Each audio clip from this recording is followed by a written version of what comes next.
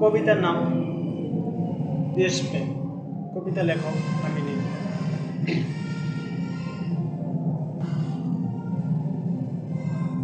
বাংলাদেশে থাকি মোরা, বাংলাদেশে বাড়ি, এর মধ্যে ভালো লাগে বাংলাদেশের প্রকৃতি।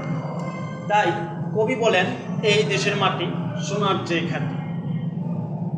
বাংলাদেশে থাকি মোরা, বাংলাদেশে বাড়ি, এর মধ্যে ভালো লাগে বাংলাদেশের প্রকৃতি। তাই কবি বলেন, এই দেশের মাটি সোনার চেয়ে খাঁটি।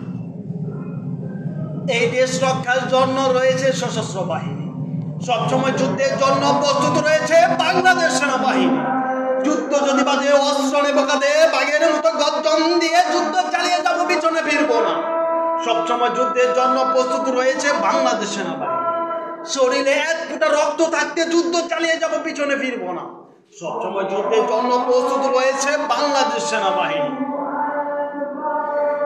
বাংলাদেশের মাটি কণাই কণাই সেনাবাহিনী দায়িত্ব পালন করে থাকে।